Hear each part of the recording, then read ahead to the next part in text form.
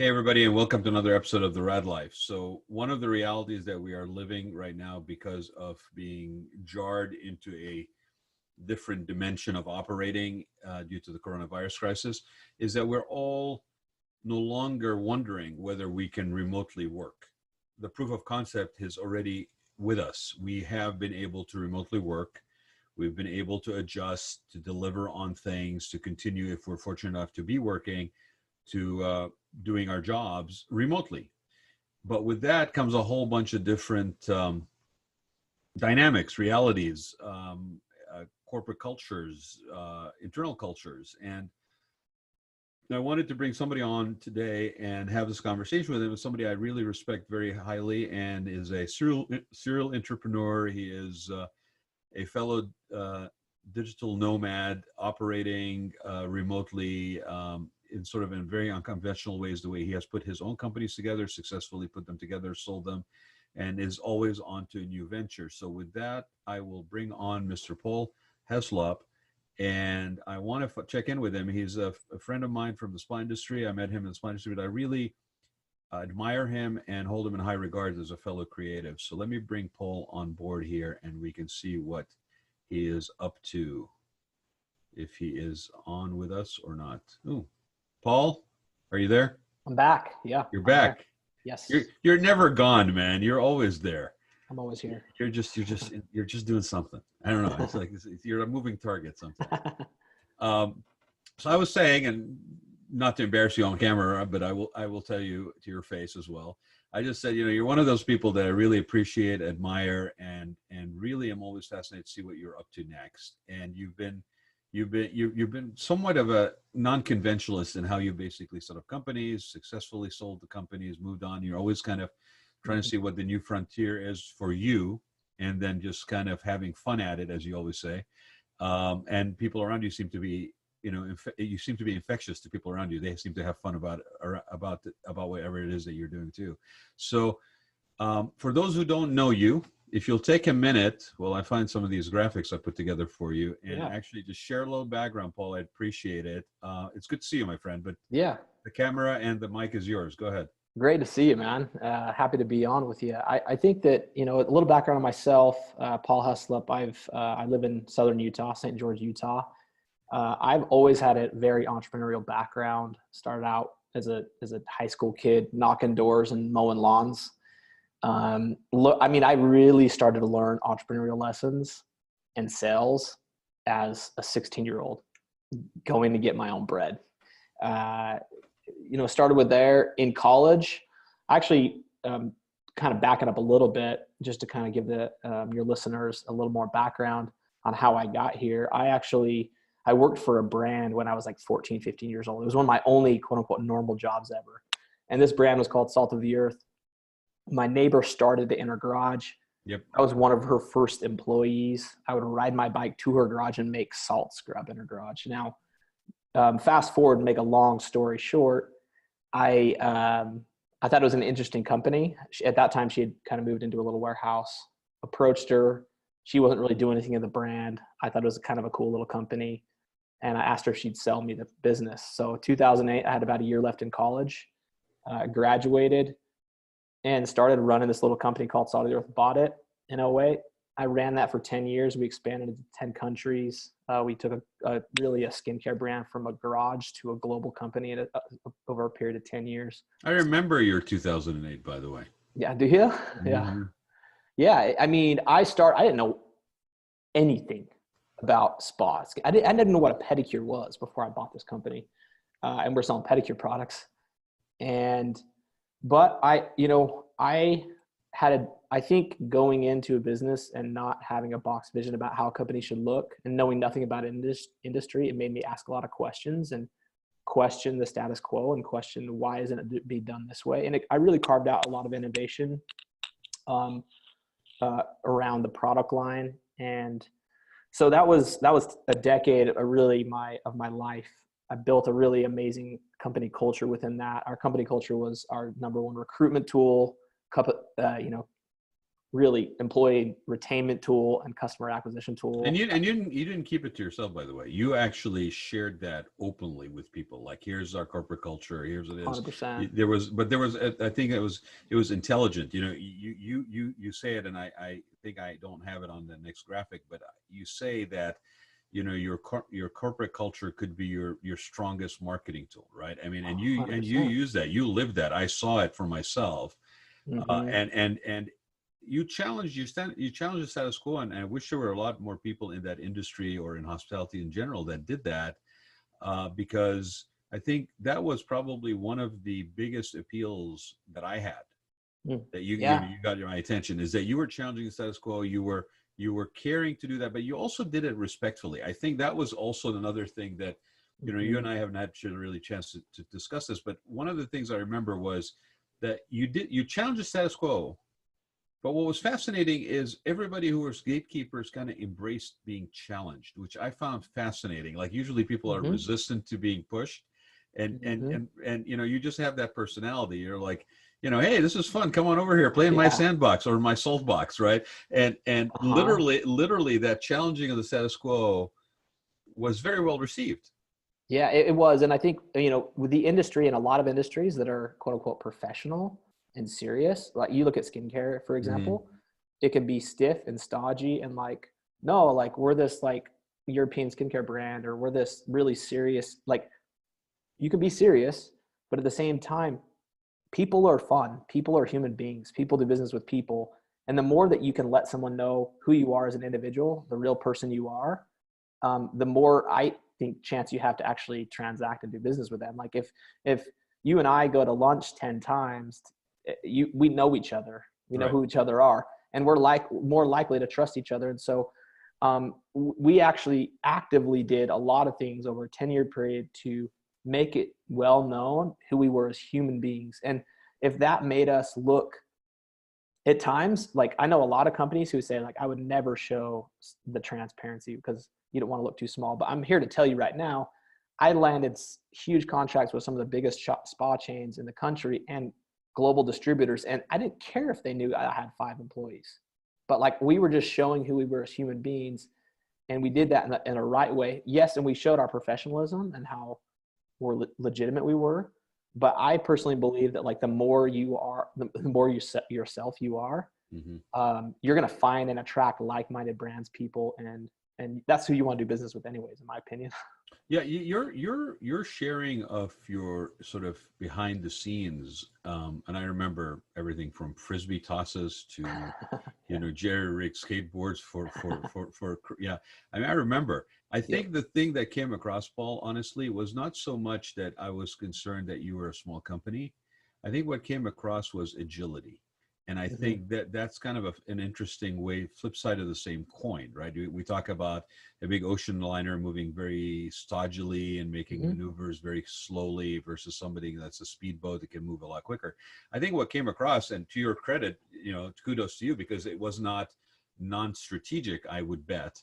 But what came across was that you are a very agile, creative, innovative company that's not afraid of risking, going out on a tangent, you know, still respectful of the industry, still driven by quality control, deliverability. You know, we walk the talk, but we may also skate the talk. We may also, you know, frisbee toss the talk. We still walk the talk.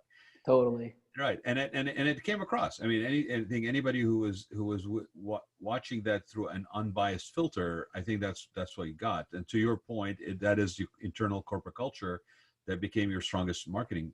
I mean, otherwise it was just a product. It was just a product. It's a product that came in a box, and I put it on a shelf and I sold it. But what was behind that product? What was the soul of the people engaged in that product? And that's really what it was. So I know you took that company to very admirable heights, and then you sold it. Yeah, sold that 2018. I mean, in actually 2016, I had a company purchase 80% of it, and I remained on the CEO for 2 years, and then ran it, and then sold the rest of my shares to them. And then I had about a year out of kind of skincare as far as like I had a non-compete, and so we just started doing marketing for other companies. I mean, brands knew us by our video marketing and our marketing. We started doing that for other companies. Me and my brother Nick.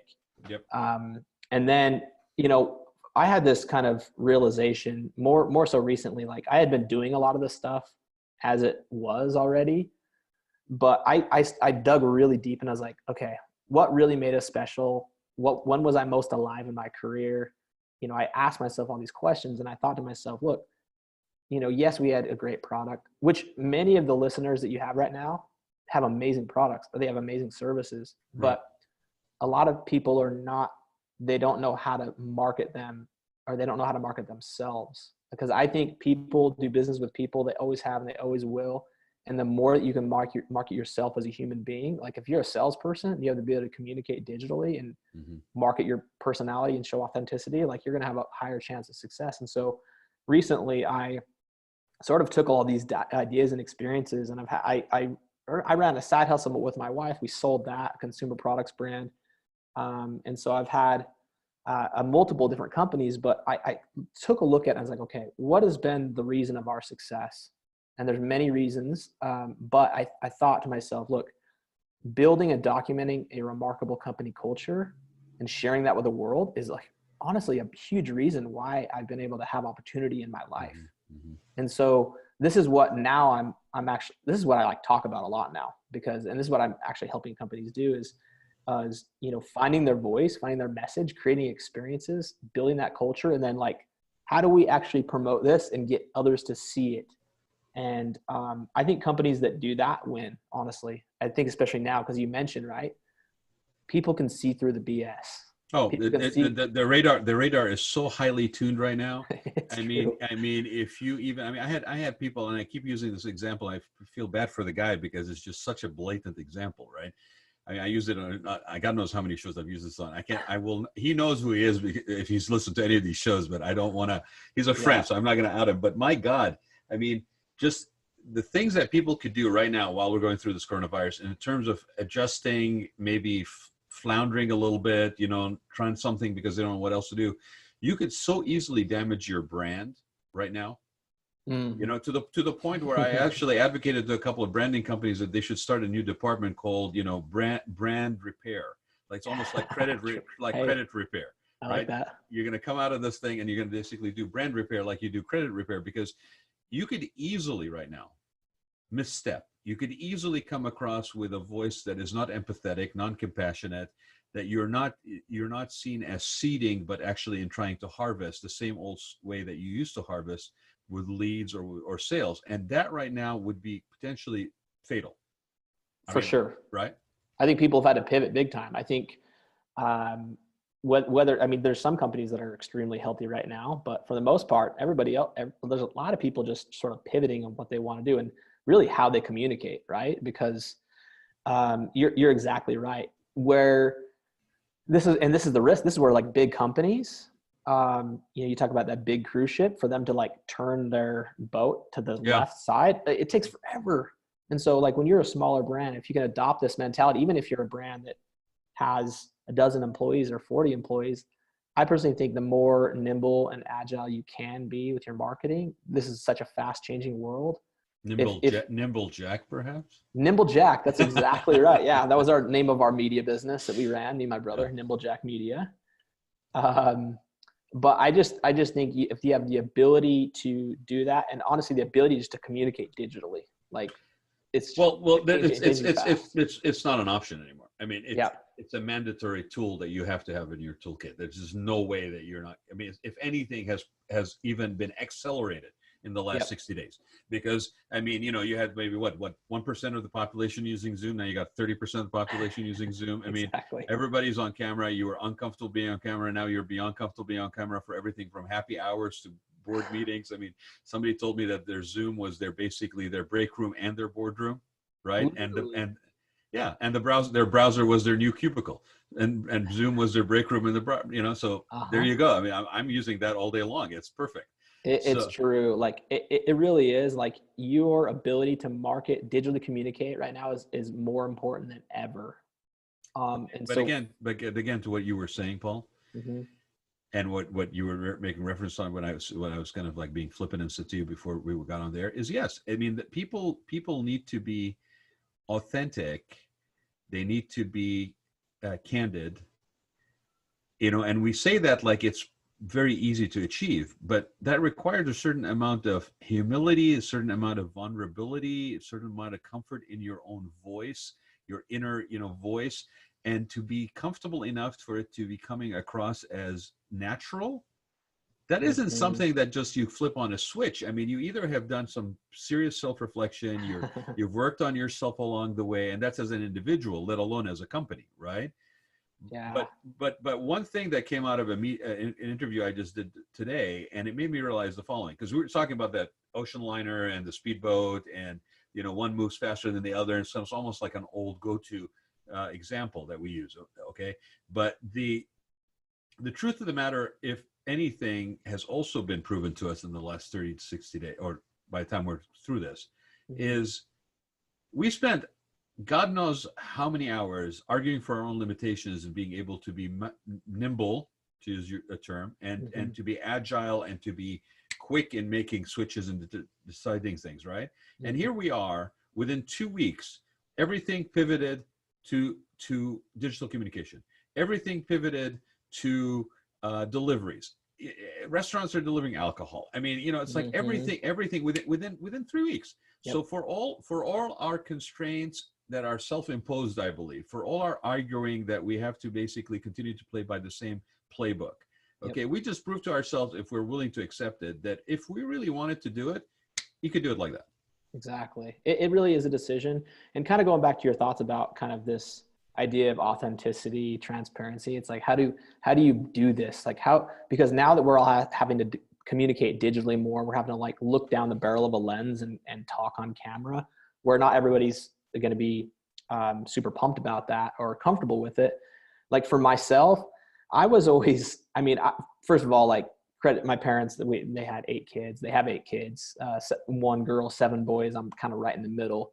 And whatever my siblings are amazing people. My parents are like the best people I know. And so I think for myself, it was really instilled in me at a young age. Like, you have to be extremely confident when you sell. Like you have to be, you have to brag when you need to brag, but at the same time, I remember one keynote speech I did where I was telling about myself, and because they're like, I wanted to like set the stage. Okay. Like, this is what I've accomplished, but I had a hard time sitting up there and bragging. So I showed this picture of it was like a 10-year period. I was like, okay, this is what the life was like 10 years ago. Now this is what it is today. I did a 10-year comparison. And one of those 10-year comparisons was, this is a couple of years ago. I showed, this is what my car was, you guys. This is after I kind of bragged about my accomplishments and somebody who introduced me gave my accolades or whatever. And so this was early on in my speech. I was like, okay, this is my car 10 years ago, guys. And it was like a 2002 Honda Civic. I was like, you guys want to see my car today? Are you guys ready? And this is like on the stage, right? And I showed a picture of my car, and it was a 2002 Honda Civic. This was in 2018, right? And so I wasn't afraid to, like, people are afraid to like show, like, I'm not afraid to show I have a Honda Civic. Like, I have all these other things, but this is what I drive right now, and I don't care. I do not care. And so when you show, like, you need to show confidence, you need to show you're legitimate, you need to show like that you have accolades or whatever, but then don't be afraid to, say, like, get vulnerable and kind of say, like, look, I'm just like you guys, whatever. Right. And so, well, and you're not doing it to try to basically have a go-to, soundbite of saying, I'm just like you. This is who you are. And that, exactly. that's what I mean when I say that, people's bullshit meter or radar right now is on heightened state, because you could try to pull that off as a pretend, and you might be able to for a short period of time, but I think it's an unsustainable position. Yeah. So, as everybody says, there's only one unique you, so why don't you amplify that? But in order to get to the point where you actually are willing to let that person out, or let that personality out, good, bad, ugly sides of it, the whole 9 yards, you have to do a little work for yourself. I mean, it's in order for it to be sustainable, you got to be comfortable in your own skin. You got to be really comfortable in your own skin. If you can't, then you cannot really make that the wrapper around your business, what you stand for, what, sort of the culture that you support. It's a very fascinating thing. And you and I took it even further when we were talking earlier about the fact that right now, when it comes to corporate culture, you also don't have a traditional company structure that's probably going to Mm-hmm. materialize out of this. Right. I mean, people are trying to figure out how do they, I think some companies were really good at promoting and showing their culture. But now you're like, okay, how do I even have a company culture? My entire team's spread across the country. I have no one inside. And this is going to like be temporary for some people. Some people, this is going to last forever. Like, I mean, there's companies are going to be like, all right, we're doing remote from now on. Yeah. I think it actually just opens up an opportunity to do even more, where some are not paying rent anymore. Like it gives you more opportunities to create experiences. Less overhead. You're providing more opportunities. Yeah. Yeah. Well, and I even think like the companies, I mean, my whole thesis is create and document remarkable company culture. So how do you create culture when it's remote? And then how do you document this in a video series? If you have 3 people and you're all in your home offices, how possibly are you going to pull that off? Well, there's an amazing, like storytelling is storytelling. It's the same. Doesn't matter if you're in a gorgeous office that costs you $10,000 a month in rent, or if you're in a 1-bedroom apartment where you have a Zoom webcam. Like I think storytelling is storytelling. And if you can figure out the narrative, the message you're trying to promote and communicate to the world, and that really important message. And right, for me, if I'm like a company right now and I want to create a better remote culture, I'm thinking to myself, okay, if I'm leading this culture, I'm thinking, how do I surprise and delight my staff or my people that I'm working with, right? How do you surprise it? Well, first of all, you have to know what the heck they care about. Like, do you literally know, like when I work with clients, I call this survey the funnest survey they'll fill out. And it's literally, what's your favorite band? What's your favorite artist? What's your favorite place to visit? Favorite treat, restaurant, dessert? And so when I want to, I just have them fill that out to start. And then when I want to surprise them, or when they do something special, or I knew everything about my employees in that way. So if I wanted to treat them to some Dave Matthews tickets or some Utah Jazz tickets, or give them a gift card to their favorite dessert place, or just bring it on a Friday, like I bring them their favorite dessert, like that costs me nothing. We can do this in remote cultures. We need to understand what people, customers, prospects, employees actually care about. We need to create micro experiences for them. That's number one. Number two, I believe that every person out there can create a video series about, even if their culture is remote, I believe they can create a video series that's interesting to watch for their prospects. I believe this. Well, and that requires you to actually take the time and genuine interest in finding out, right? I mean, that's the other thing too. Like you really need to, if you're going to go down this path, you can't just, run algorithms on, your employees. You actually have to engage. You literally have to engage and care enough to engage and find out. You can't pretend, because that's, again, surface. That's not totally. Yeah. You need to listen to them. People share on social, right? Like so let me give you an example. And this, I very closely correlate experiences to culture. So we had a distributor when I was running Salt of the Earth. We had distributors all over the world. We had one in Mexico. There was a guy and there was a girl who were leading this team of distributors. It's literally about listening. This was like 3-4 years ago, but the girl, we were in Mexico doing some sales stuff with them. My wife had this like really cool, like kind of purse bag backpack. She commented on it like every time she saw her, like multiple times, right? That's in my brain that she cares about that. The guy, when we were out to restaurants, it was kind of funny. Like every time he had like a charger with him, he had like a bad battery in his phone, but he was always handing the waiter or whatever, like his charger. He's like, can you plug this everywhere? He was just charging his phone. So later when they came to the States, they came to Utah to do a visit with us and to do some training. When they got to their room, on her pillow, I had a handwritten note, and I had that bag. It cost me $130. I had that bag sitting on her pillow. I said, thanks for everything. And the guy, I got him a freaking portable charger, for heaven's sakes. It cost me $40 with a handwritten note, and says, hope you don't run out of batteries here in Utah. And so like I listen, it's all about paying attention. It's about surprise and delight. Now, if I would have done that on Christmas, that doesn't mean as much as a random time. If I would have done that during a holiday that they care about, it doesn't mean as much. And so I kind of call this principle Valentine's in August. If I'm going to try to deepen a relationship with someone, Valentine's in August, say my wife, for example, if I bring home a dozen roses on Valentine's Day, wow, that's creative, Paul. Good job, Mm-hmm. right? If I bring my wife a dozen roses on August 10th, that's a random Tuesday. Mm-hmm. Like the appreciation level, that the thought that goes into that is way beyond the brownie points that goes into that is so much further. It's literally about timing, and it's about listening, and it's about actually just giving a crap about the people that we want to interact with, whether it be our coworkers, boss, employee, prospect, customer. It doesn't cost that much money either. It's about being smart and listening to what they care about. Just pay attention. You know, it came full circle. This story with with my distributor Alejandra. This was, I think, 2 months ago. On Instagram stories, she shared a picture of the bag, and she was like videoing it, and she's like, Paul, she tagged me. Look at this bag. It's been over the world. It's taken 3 years. And she tagged me. She's like, I need a new bag for 2020, right?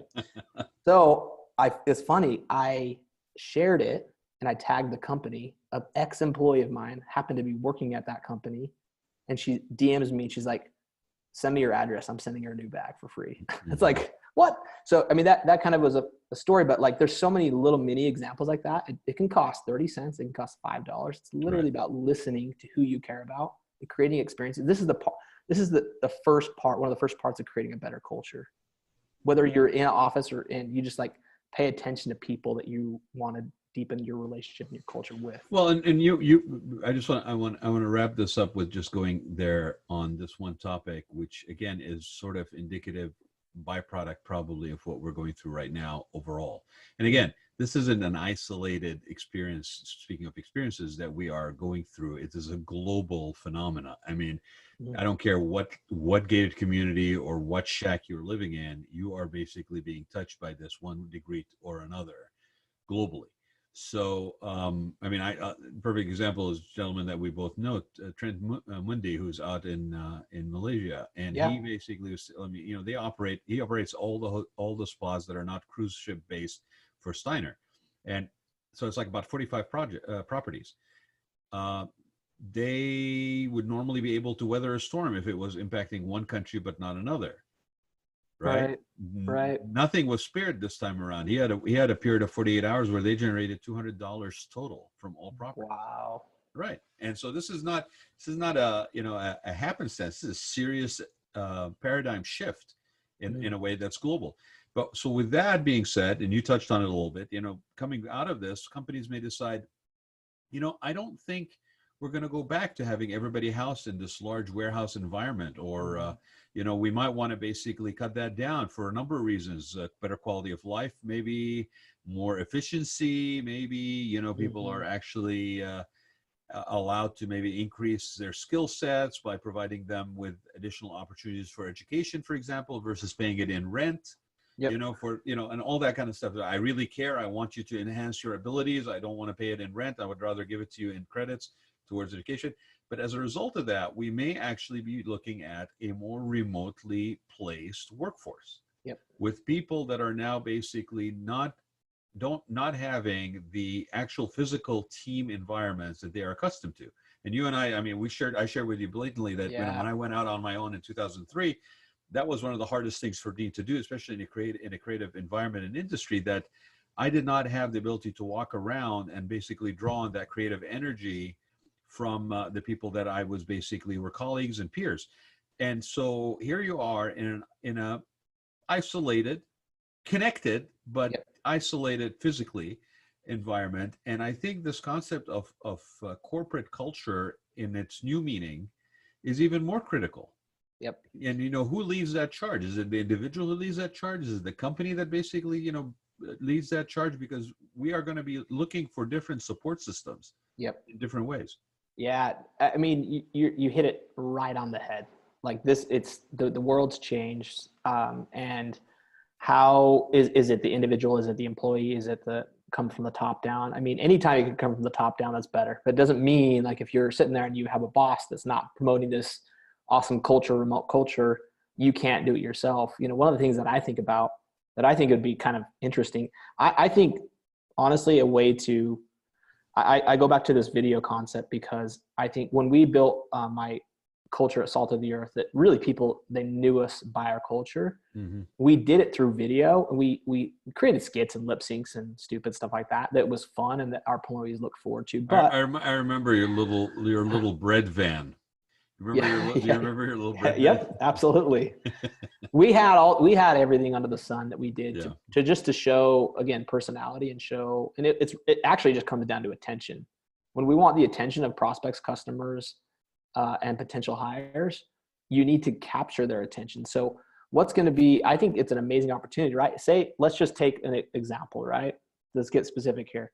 Say you have a team of 4 people and your 4 people are spread all over the place. I honestly think there's so many ways to create video content around remote culture. Like one example could be, and it doesn't have to be the same format every single time, but you create a script with your coworkers, with your partners, and you have a competition. It's lunchtime, right? And it maybe every Thursday you do this, and you have this lunch off, right? Company name lunch off. And it's like about your homemade lunch in your kitchen, and you create this narrative, and then one person, maybe your marketer, or maybe you take this on. And maybe you have more time right now with the COVID-19 stuff, but Yeah. you create a narrative where you say, okay, like we're doing a competition, and we're going to let the audience, we're going to let our customers vote on who had the best lunch. Right? It could be a little story about, it's a 1-page script, 60 seconds. Mm-hmm. You start it. Jill in Houston does the second paragraph. Johnny in this area does the third, and they're all doing it from different states. Yeah. And they're telling this cool story as a company. And what happens is you see this connection of like Johnny, Jill, and Jack all in the same video. All of a sudden is like, I think cultures are amazing when people want to join them, right? So if I'm looking at joining a sales team and I see these guys are collaborating, they're all over the country, and they're like doing a lunch off, they're doing a bake off, they're like talking about their brand, they're educating about this product. Like, I think like it's an amazing time to create. How do I get to be part of this? Right. How do I get to be part of this? Right. Totally. Yeah. It's literally about creating energy that people want to be a part of. And the beautiful part about creating this kind of energy is you attract like-minded people. Like you're going to attract people who are like, I want that in a job. I want that kind of energy in a job, even if it's like, I'm still stuck in my 1-bedroom apartment. Mm-hmm. Right. But, and you can make the content, like, it's not just the story, right? There's a lot of ways you can make content better, like enhance it. It's not about professionalism. Like some of the best content out there that we've ever produced ever is on our cell phone. You don't need this crazy equipment. You need to like focus on, okay, like how do we communicate? And then, right. And all of a sudden this begins, like, this is about attention.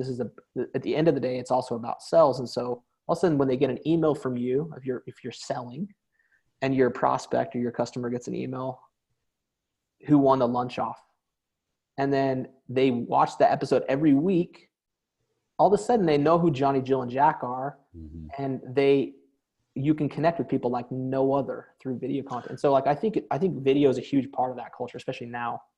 You know, Paul, for those that are listening to you going, nah, that doesn't work, I'll just say this. How many of those same people saying nah actually sat down and watched Jeopardy one day after the other with different people basically competing, or watched like Dancing with the Stars and cheered on one particular person versus another? There's that personal connect that starts to happen, right? Or watch Survivor because of the cultural dynamics of how those teams, tribal basically communication starts to happen and relationships have to happen. Yeah, we are very much at I think a very exciting time. I understand the first part of this was hunker down, get all the toilet paper that you can, all the paper towels that you can. But I think a reality probably kicked in when you try to take them all back to Costco and they wouldn't take them back. At that point, I think maybe Exactly. you just realize, wait a minute, there's more going on here.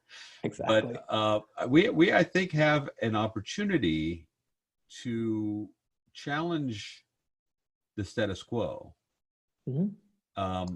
not from necessarily a position of necessity, but from a position of an opportunity. And I think if we can get ourselves, I mean, some of us I think are more DNA prone to basically having our head in that space. Yep. But I think it's something that everybody and anybody out there can do it. And if you can't do it yourself to get you started, then get a hold of Paul. There's the website on the behind me, paulheslop.com, right? Or people like that will basically coach you through it, because the one thing you don't want to, I think, spend money on is scanned content anymore. No. I don't think that's just a waste. That's just you're throwing money down the toilet, and rather than trying to basically fabricate a false fake persona or some sort of wrapper, just actually dive deep and find that unique value proposition that constitutes your own DNA, and maybe amplify it with the help of somebody who lives and breathes this thing. You got a gentleman right across from me right here that does this and enjoys it. So it can be a very fun process. But again, it requires, I think, that level of humility and vulnerability. Yep.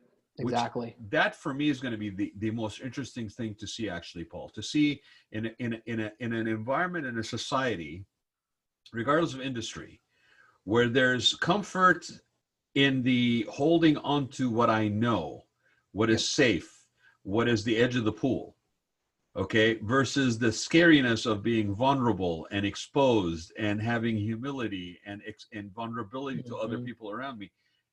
Am I going to be able to rise to that occasion and actually deliver on that as my next growth phase, or not? And those who will succeed probably in ways that are not even imaginable today. And those who won't, unfortunately, I think, will go down the path of the dinosaurs. They're just going to go extinct.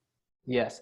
And honestly, like, I think people get hung up because they don't want to look stupid. They don't want to look they want to look legitimate. They want to look professional. They want to look bigger than they are, which is that's branding, right? Branding is like, but I think you need that level of professional. Like, so for example, when you're thinking about this and you're like, okay, I want to promote my business. I want to promote my culture. I want to promote myself as a human being. How do I pull this off? Well, but you want to look legitimate. Sometimes it does take taking a sliver. I'm talking about 5 seconds of the intro of your video and hire a pro to do that, right? But like making it so clean and so direct about what you do as a business. Like, we did a video show called The Creative Juice Show. It's a business show to get your creative juices flowing. That's the name of my podcast. Yeah. And but in the 10 seconds, we wanted to show, because we were videographers, photographers, we were like, okay, how do we show how legit we are? Well, let's make the coolest intro we could possibly do, because we didn't want to be like, have this unprofessional footage, because we're videographers. So we made that little thing so people could taste it. And then half of our content is cell phone, connecting a cheap $100 mic inside our cell phone, selfie video style, doing the right cuts, songs, and edits.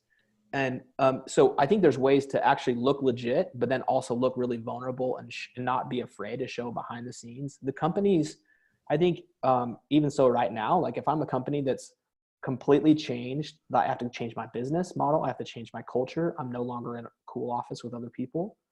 Show behind the scenes of how your document, actually how your company is coming out of this. And this is our video series about us coming out of this COVID-19 crisis. I saw something to that effect yesterday, and I didn't really delve into it too much, but it almost looked to me like somebody was in the throes of expanding their physical location just prior to the COVID-19 hitting.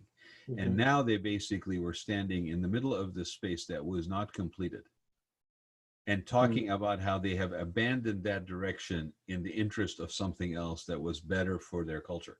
And it was interesting because they were actually admitting that they had made a mistake. But in the admitting of having made this mistake, they also were sharing that we've seen the better path. And in doing so, basically showed that they were forward thinking, not stuck in the mud. And yet they're physically standing in a place that they have expended money on, and they're not going to complete. They're actually going to walk away from it because this is not who we are right now. We've learned through this thing. Yeah, to your point, I think that is that sort of the underbelly, the behind the scenes that sometimes really intrigues people. And then when you have that polished outcome in a week or two or a month or two, Yep. they also realize where you came from. And I think that's the part of the journey that most people like. It's like even in interior design, you know, you flip through a magazine and all you see is finished product. And it's always fascinated me that there's no people in the spaces. Like, totally. right. Well, like, if it's experiential, why are you taking pictures of this beautiful restaurant that has nobody sitting there basically salivating at the food? I don't understand that. Right. That doesn't make me want to go in there. Makes me want to buy the furniture, maybe, if I'm in the profession, but that's it. So yeah, it is an interesting time.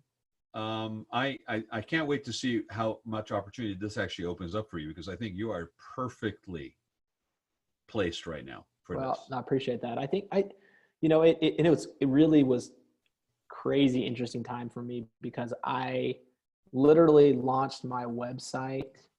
I think was like 3 days after like the meltdown. Like it was like the NBA got canceled, all the tournaments got canceled, and I'd been working on this for months. I'd been like, I literally tweaked about 7 words on my website. Everything else was the exact same. And so I do think, to your point, you talk about kind of document versus creating. If you don't know what to do, like you want to show behind the scenes and you want to try to make that as interesting as possible. There's lots of ways to make it interesting. But you want to, like, if you don't have something that's this pretty bow with a ribbon on it right now, this perfect company, show the process of it being built. Like I'm doing that. I'm showing like, okay, this is what I'm doing right now. I'm showing my process. And if I could give one piece of advice right now, if somebody wanting to promote their culture, promote their business, even if you don't edit that footage today, just document, just take out a camera, take out your phone and video record where you were before and after. I have some really cool, and I wish I would have documented 10 years ago, because with my business, I had this one shot of my daughter. She's like a 2-month-old, like mixing lotion. I'm kind of like holding her hand and mixing lotion on this table. And then when I sold my company, in my like exit video, I have this like video of me and my daughter, and she's 10 and she's like mixing the same shot, right? Simply document, because you don't know like where you're going to be in 5 years, 10 years, 2 years. And if that business closes down, you never do anything with it, you documented your process along. If you are successful with it, the footage that you have of your first starting days, it's absolute gold. And so document versus create, 100%. I think it's you know that old adage about if a life worth living is a life worth journaling about, or you know, it's sort of very similar to that, except now you just get to do it digitally, and everybody around's got one of these, right? So it's 100%. It's not really difficult to do. Paul, I appreciate you being on, my friend. I really do. Thanks for taking the time. I'm sure before this is over, we'll have another conversation, because it's moving so fast that, you know, for people like you and me, I think we're just getting kind of excited, like, ooh, what's tomorrow going to bring, kind of thing, right? Yeah. Well, thank you so much, Rod. It's a pleasure to be on, and I look forward to seeing what you're doing, and appreciate the time as well. Yeah, we'll talk offline. I'll fill you in on what's going on, because I think, you know, I kind of talked to you a little bit about it a couple of months ago, and then kind of this provided me an opportunity to kind of pivot, because I wasn't going to try to sell any expensive furniture to anybody right now. I thought that was kind of a little insensitive on my part. Right. You know, hey, how about that room edition? Let's get you that room edition. Yeah, exactly. Right. But you and I will talk. I've been thinking about that, so I appreciate you jumping on. Good luck with the new venture, man. Like I said, I'm always watching, so you always keep it interesting. Thanks, man. Appreciate it. Thanks, Paul. Bye-bye. Bye.